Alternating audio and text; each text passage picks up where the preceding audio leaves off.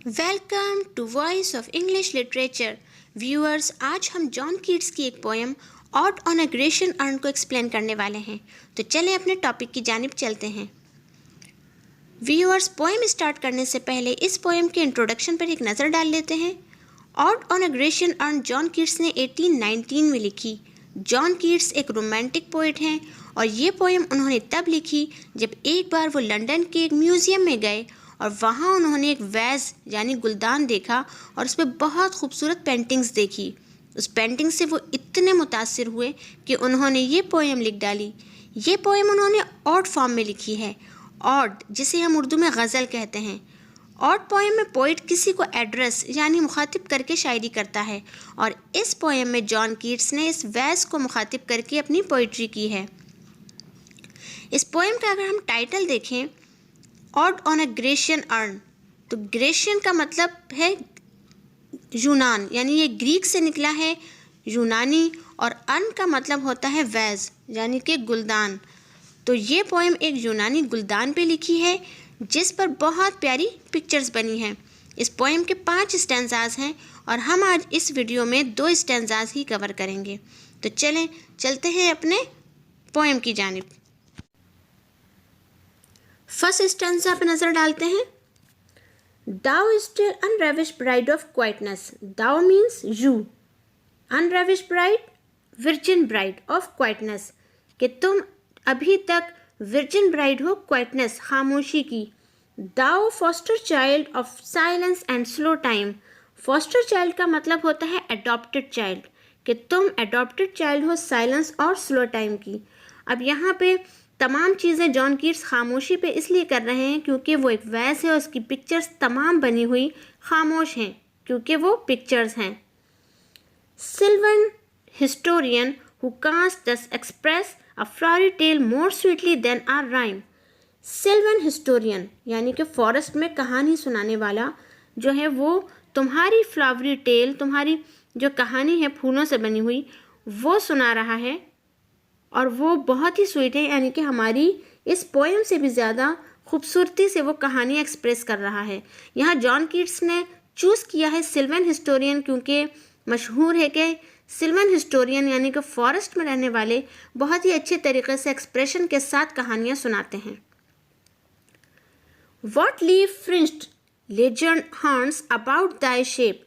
अब यहाँ से वो उस वैस को बगौर जायज़ा लेके कहते हैं कि तुम्हारे ऊपर जो लीफ यानी कि पत्तियां लगी हुई हैं, लेजर्ड हॉर्न्स यानी कि कोई बहुत ही इंटरेस्टिंग कहानियां सुना रही हैं तुम्हारी शेप के बारे में।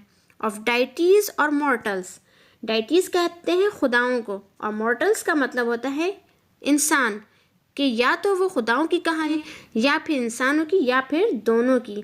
इन टेम्प और द डेल्स ऑफ आर्केडी, टेम्प कहते हैं यूनान में जो वादियां हैं यानी कि ग्रीक वैलीज उनको, और द डेल्स ऑफ आर्केडी यानी कि ग्रीक की स्टेट्स जहाँ पे हुकूमत करते थे ज़्यूस, जुपिटर, इस तरह के लोग।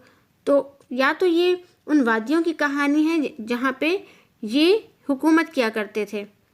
व्हाट मैन और गॉड आर दीज, मतलब क्या तुम पे पेंटिंग की है, या तुम इंसानों की या फिर खुदाओं की। व्हाट मेडियन लॉथ, अब यहाँ से वो अलग बात करते हैं कि तुम पे जो लड़कियों की तस्वीरें बनी हैं और वो जो भाग रही हैं तो मतलब क्या खूबसूरती से बनी हैं। व्हाट मैड परसुएट, और जो उनका पीछा करते हुए लड़के हैं वो कितनी खूबसूरती से पेंट हुए हैं। व्हाट स्ट्रगल टू एस्केप, और पेंटिंग में उनकी एस्केप, उनका भागना बहुत खूबसूरती से दिखाया गया है, उस कोशिश को कि वो भाग रही हैं। व्हाट पाइप्स एंड टिम्ब्रेल्स, और जो बांसुरी बजाने वाला उस पर नक्श है वो कितना खूबसूरत है। व्हाट वाइल्ड एक्सटेसी, और ये तमाम चीज़ें जो ऊपर से नीचे तक दिखाई गई हैं वो कितनी फुल ऑफ इमोशंस हैं। तो ये स्टैंजा उस वैस के ऊपर जो चीज़ें बनी हुई हैं उस पर जॉन कीट्स ने बहुत ही अच्छे नज़र डाल के सारी बताई कि कितनी खूबसूरती से सब कुछ है, कि इससे ज़्यादा शायद खूबसूरत कुछ भी नहीं। तो ये फर्स्ट स्टैंजा है, होप के क्लियर हो गया होगा। सेकंड पे चलते हैं। Heard melodies are sweet but those unheard are sweater.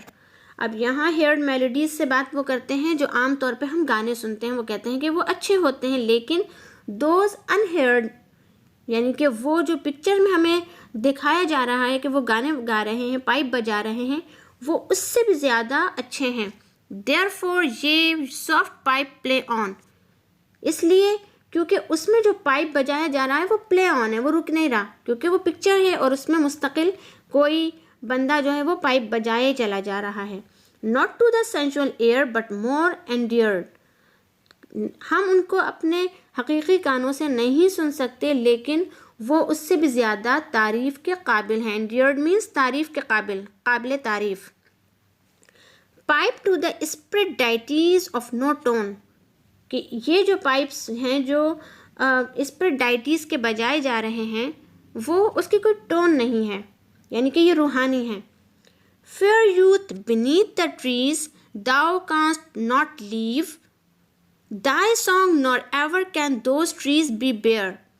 Fair youth, यहाँ एक लड़का है जो कि ट्री के नीचे बैठ के कुछ बजा रहा है, कोई गाना है, और वो कहता है कि तुम्हारे ऊपर जो पत्ते हैं वो कभी नहीं झड़ेंगे, तुम जिस दरख्त के नीचे बैठे हो वो कभी भी नहीं मुरझाएगा और तुम्हारा सॉन्ग हमेशा रहेगा।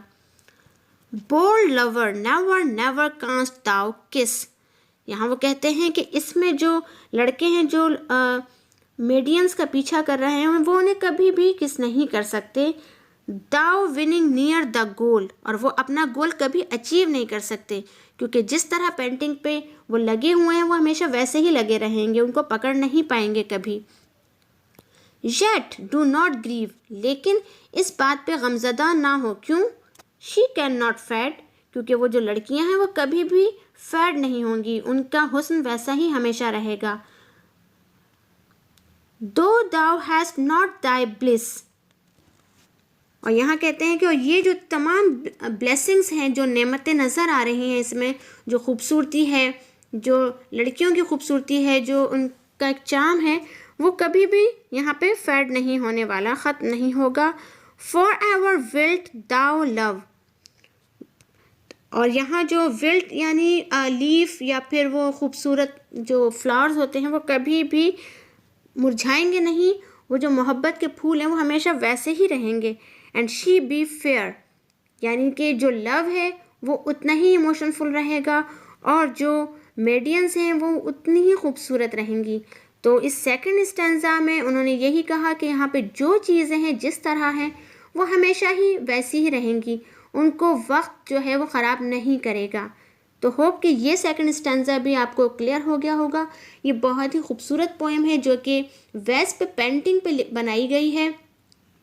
फर्स्ट स्टैंजा पे उस पेंटिंग में जितनी कारीगरी दिखाई गई थी आर्टिस्ट की वो बताई, और सेकंड में उस कारीगरी को फॉर एवर बताया गया कि ये कारीगरी कभी ख़त्म नहीं होगी वक्त के साथ, इस पे कभी उम्र का तकाजा नहीं आएगा, ये हमेशा ऐसे ही जवान रहेंगी। तो यहाँ पे जॉन कीट्स जो है एक आर्ट को ब्यूटी से कंपेयर करते हैं। तो होप कि ये दोनों स्टैंजास आपको क्लियर होंगे।